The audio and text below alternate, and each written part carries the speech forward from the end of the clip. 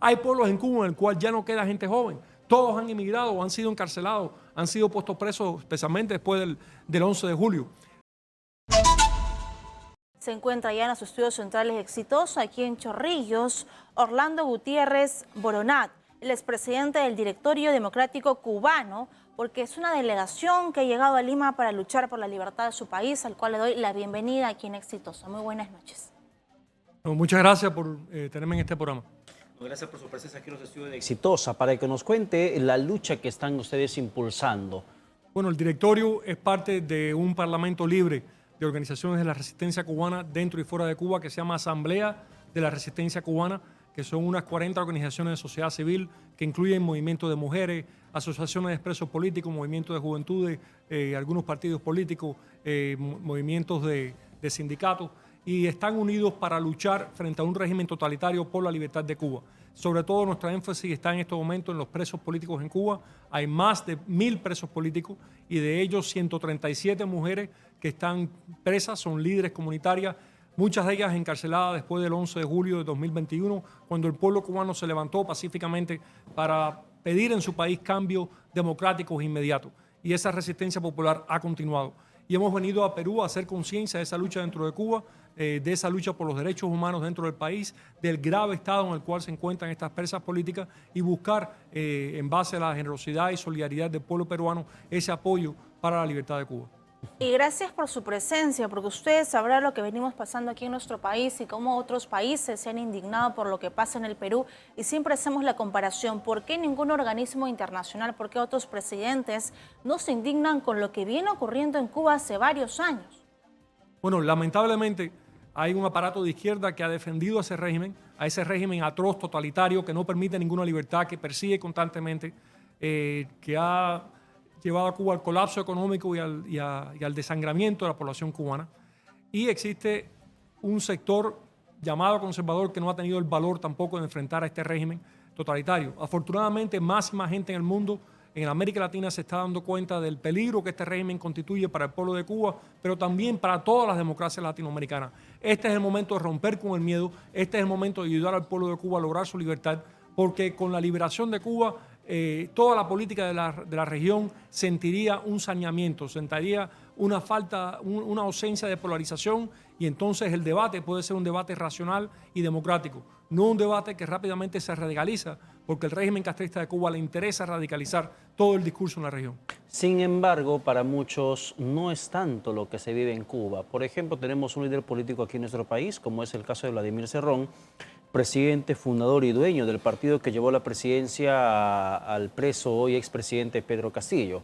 Y él considera que lo que se vive en Cuba no es una dictadura, y es más, hace un modelo de gobierno que se pretendía instaurar aquí en el país.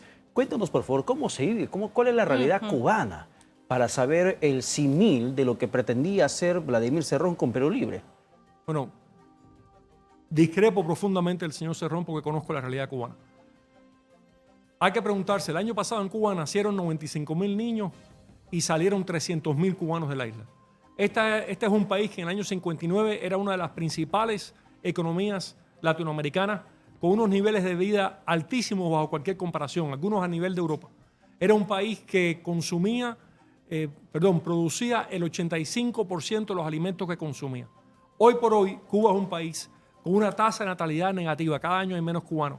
Es un país con una tasa de migración que rebasa todos los indicios que puede existir para un país civilizado. Es el país con la tasa de suicidio más alta de América Latina. Es un país en el cual existe la mayor cantidad de presos políticos per cápita en América Latina.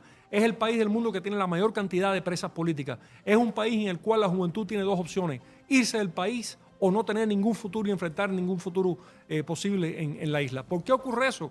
Porque un pequeño grupo de personas nucleados alrededor de la familia Castro controla toda la economía del país, no permite la iniciativa privada, no permite el libre pensamiento, no permite la expresión de ideas, no permite el debate público. Están prohibidos todas las asociaciones civiles que no están ligadas al Partido Comunista, y este tipo de dictadura lo que hace es romper la naturaleza humana, romper la voluntad humana de poder superarse, y lo que resulta es un país que no se mueve, que no avanza, que no se desarrolla, porque el ciudadano no tiene ningún incentivo para hacerlo. Y se lo comentaba justamente a mi compañero Pedro Paredes, que los peruanos no somos tan conscientes de la libertad que gozamos en este bendito país. Y hay gente que, por ejemplo, nos llama y nos dice, claro, el Perú debería ser como Cuba, educación gratis, salud gratis. Pero ¿cuál es la realidad en cuestión de servicios básicos y por qué hacen esta comparación como si fuese un modelo económico perfecto ahí en Cuba? No, modelo económico exitoso es, por ejemplo, Taiwán. Taiwán ha ido de ser uno de los países más pobres del mundo en el año 49 a ser la 15ª economía del mundo en el 2023 porque fue la democracia, porque fue la libertad. Los países democráticos prosperan rápidamente. Asimismo lo hizo Botswana en África, que ha tenido unos índices de desarrollo tremendos. Se ha visto con los países, antiguos países comunistas de Europa Central y del Este, que en cuanto fueron a la democracia, prosperaron inmediatamente. Cuba es un país sumido en la miseria.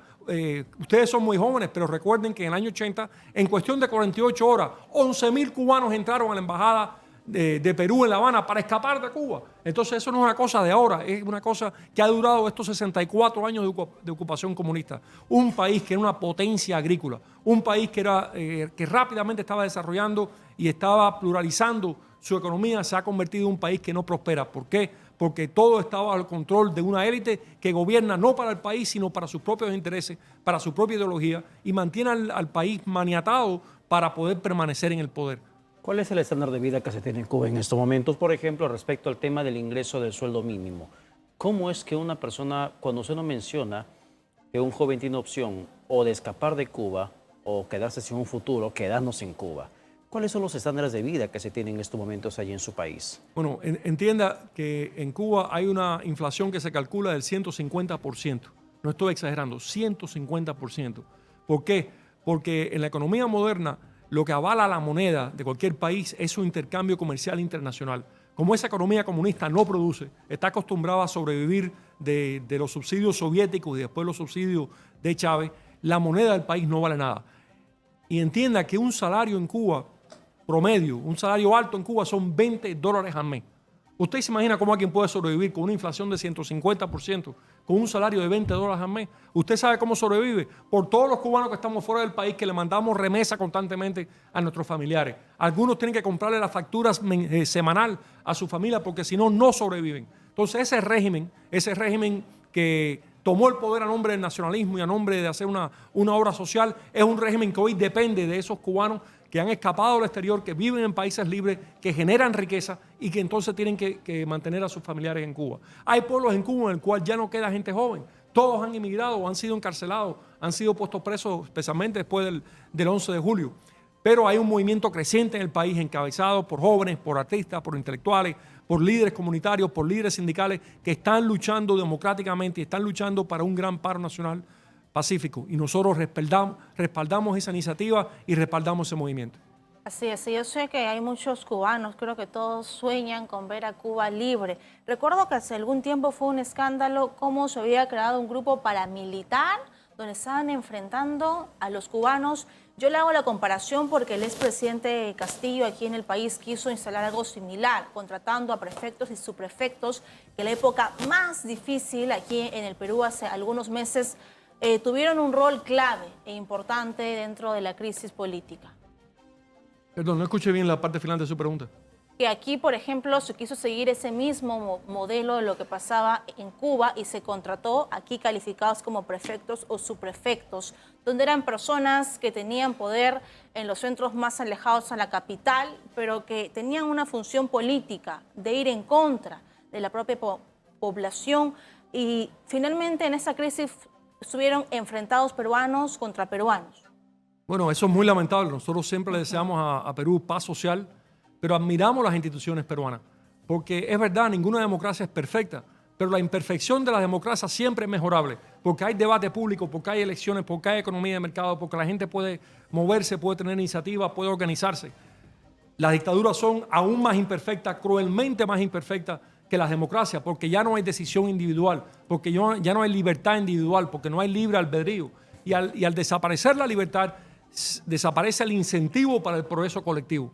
Entonces, yo lo que les digo a los peruanos, sus instituciones serán imperfectas, pero funcionan porque mantienen la soberanía de Perú. Los peruanos pueden votar, pueden pensar, pueden decidir. En mi país llevamos 64 años de represión que nos ha llevado a la ruina económica, a la división de la familia y a que nuestra sociedad se petrifique. Una pregunta final, por favor, señor Gutiérrez. ¿Qué acciones van a desarrollar aquí en nuestro país o en otras naciones latinoamericanas para que puedan conseguir esta libertad cubana? Bueno, en primer lugar estamos pidiendo la unidad de todas las democracias para exigir la libertad de Cuba, elecciones libres, la legalización de la sociedad civil y poder ir a elecciones libres multipartidistas. A eso quiero agregar una pregunta más. ¿Qué opina cuando dicen, por ejemplo, líderes de izquierda, como el caso de López Obrador, cuando se refirió al caso, el presidente mexicano, el caso de Venezuela con el Grupo de Lima, y él no quiso firmar el documento que rechazaba a Nicolás Maduro como presidente venezolano? O lo que líderes de izquierda aquí en nuestro país mencionan, que cada país tiene que elegir su propio rumbo, que se debe respetar la libre determinación, como el caso cubano.